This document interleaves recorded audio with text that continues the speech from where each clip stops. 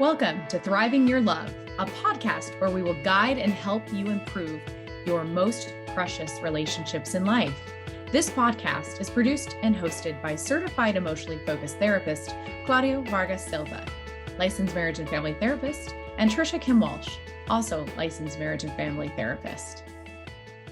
Welcome back. It's time for Thriving Your Love. And today, Claudio, I am really looking forward to this topic, making the opportunity of the meaning you give, to talk more about the dynamic that happens between a couple when conflict happens. We just recently talked about the negative cycle. Now we're going to really dive deeper into the meaning we give when we're in conflict. So I can't wait to talk more about this because this is what really drew me to emotionally focused therapy in the first place. Yes, and this is something that happens so naturally. People do this without thinking or noticing. Because as human beings, we want to understand things. We want to understand the world, the phenomena that we see, how things happen. And if we think about the time when we didn't have science and people saw the rain and they saw, like, for example, a hurricane, an earthquake. So they tried to come up with explanations.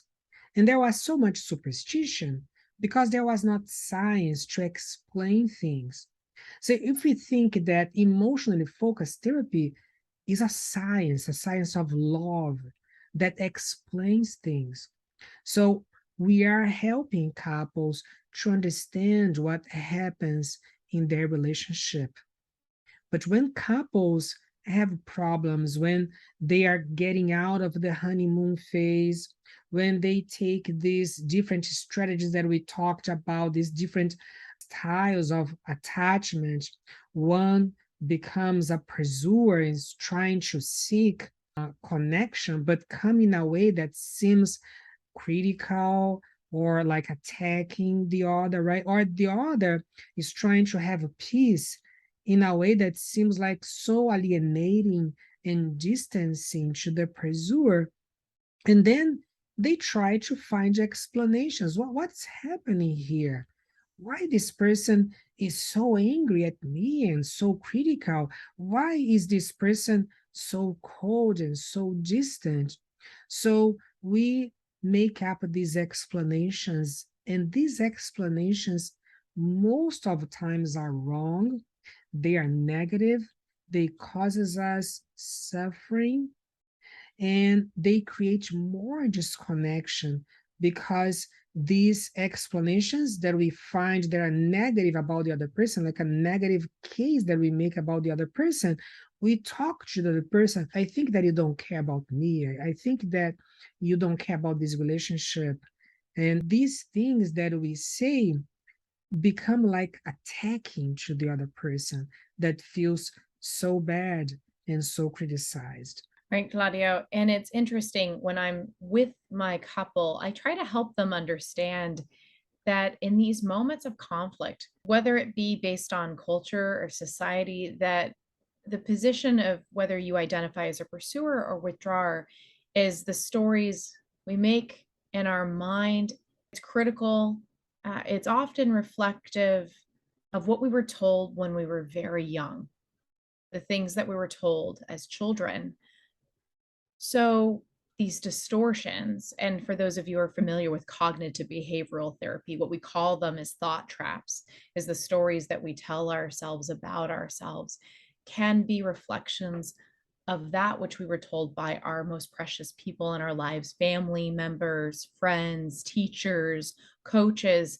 For example, again, myself as a pursuer, often when I was a kid growing up, I got in trouble for talking in class, and certainly would be very vocal and very enthusiastic of participating in class.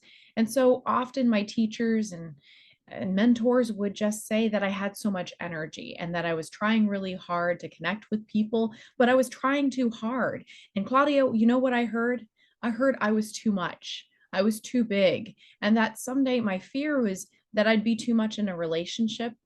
And guess what? It came true. In my mind, even to this day, Claudio, even if I'm in therapy, which I benefit so much from, I still hear that voice in my head, the little girl still hearing, "You're too much. You're too emotional." No one's going to want to be in a relationship with someone is requiring too much attention, too much connection, which was the desperate need I had to be close to my family. And coming from an immigrant family, specifically my father being born and raised in Korea, really taught me you don't want to ask for too much.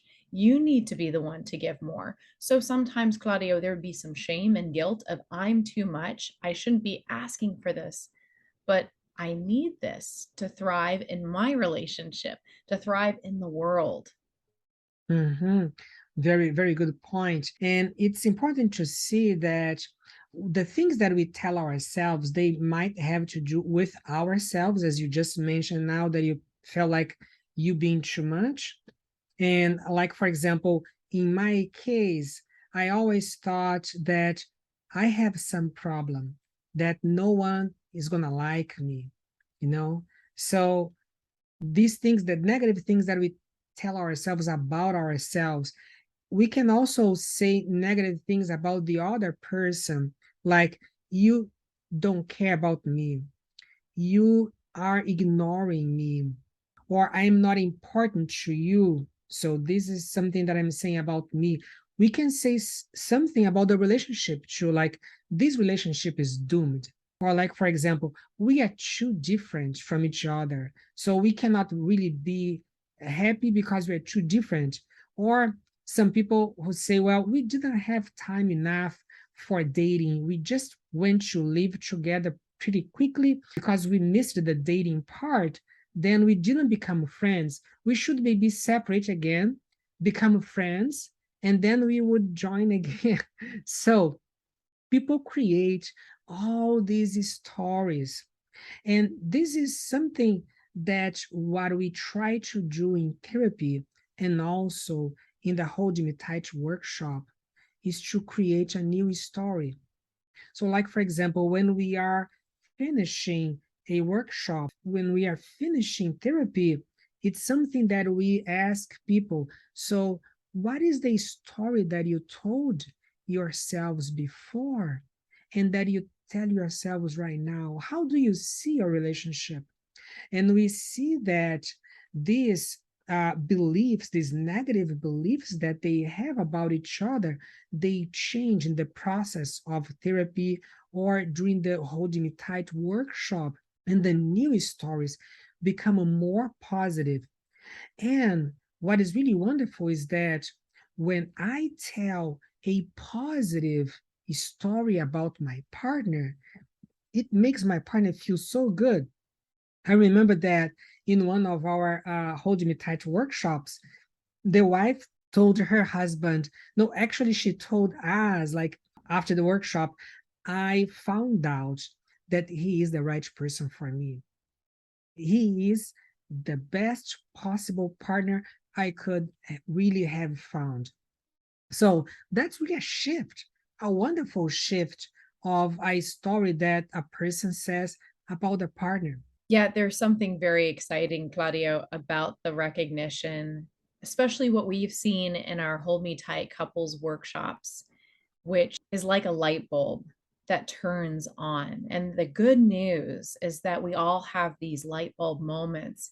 Is what would it be like rather than hearing the negative story that we tell ourselves about our partners or the negative story that we told about ourselves that we heard from our own family of origin, but to really, as Sue Johnson names, is to slow down and to do something different. Because we're really good, Claudio, at doing the same. Start turning the wheels in my head, in our heads, right? To say, I know what this is. For pursuer, it's you aren't doing enough, or I'm doing too much, and we're doomed. You're in control. I don't matter to you. Then the withdrawer is saying, you want to control me, and no matter what I do, it's never going to be good enough for you. You don't see anything good in me. But to do something different, and Claudio, I remember that workshop so well with that couple, is you could see it in their face and see it in their body language, is what I hear most commonly from our workshops is hope. To Mm. have hope in the relationship, and again, in the same way when they first started their romantic relationship, is I see you now. I see you exactly as who you really are when I hear what's happening inside of you rather than what's happening inside of my head. I'm telling you something that is just not true. And how I learned that is to slow down and to do something different. And we'll be talking in our future episodes about vulnerability, but it really is the antidote to the negative cycle. Is a negative story creates the negative view of self, the negative view of the relationship, and the negative view of your partner. But what would it be like for you to do something different and have a new story? This couple came out of the workshop having so much hope of, I am realizing that he's incredibly in love with me. And I'm the luckiest woman in the world. Do you remember that, Claudio? She had said Yes. that. Yeah. I'm the luckiest woman to have him. And he looked shocked. He could not believe what he was hearing. And it was a tender moment when they turned to each other and gently kissed each other and held each other tightly, just like the book Hold Me Tight. That is what happens when you interrupt the negative story and you really start to hear a new story, a true story, is I just want you to hold me tight because I love you so much. Yeah, and people don't realize actually how they build these stories in their heads because they are really automatic. They come naturally and they have a lot to do with the pursuer. The pursuer has always like very similar stories as we can see in pursuers and also with jars, right? But it's very important that we notice when we are creating these stories and that we try something to help us. We might to read some book, we might need therapy, we might have a workshop because this is going to help us to to build these new stories. Like for example, I have asked someone in therapy, someone who said, well, he or she doesn't care about me. And then I ask, did she or he tell you they don't care about you? And the person says, no, but this is obvious. I can see it. The person who is listening to that feels so bad, right? Because they say, well, I care so much about this person. How she or he can say that I don't care about them? Really, we need to kind of notice when we do that, avoid having these stories in our heads and seeking help to overcome these stories. Claudio, that is such a great point you're making. And I'm really inviting all of our listeners to reflect on how you are implementing daily practice of this ability to get help, to get support. And there's so many ways to get help. And the Hold Me Tight book itself is a phenomenal book that we highly recommend. The Hold Me Tight workshop is an incredible way of bringing the book to practice through these exercises that we lead our couples with and have helpers, therapists that are volunteering their time to be with us to practice these exercises.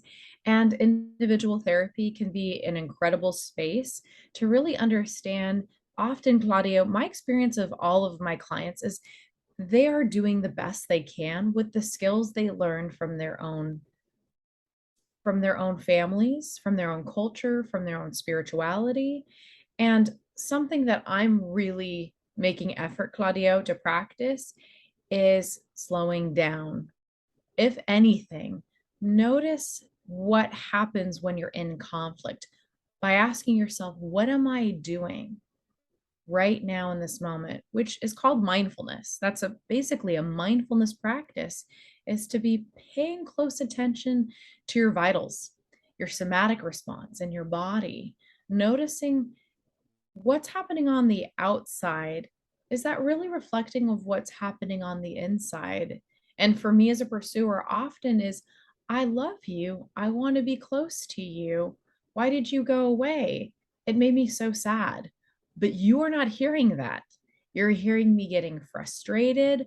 Why didn't you do what I asked you to? You should have done. Do you even notice how I sound? You didn't even hear any sadness from that. And that's as a result of protection. What I'm doing is creating a barrier, a wall, and asking you to come and jump over the wall, climb to me, almost like a Disney movie, right? Is you have to go through hoops and ladders in order to win my affection. And only then will you be worthy of my love. Do you see how punitive I can be as a pursuer, which I don't mean to be? But that's really what comes down to the frustration of I need you to work harder to show up for me because right now I'm feeling so hurt and so alone that I need to prove it to you. You need to prove it to me that I can trust you again. Mhm.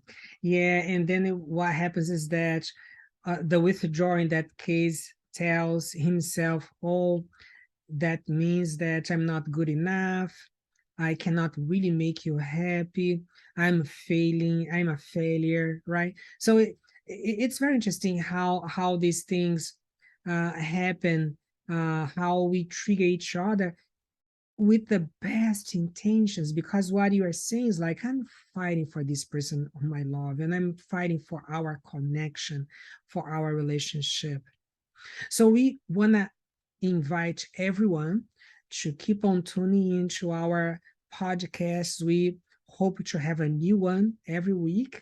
So tune in, and it's very, very good to be with you. Thank you so much for listening to our podcast.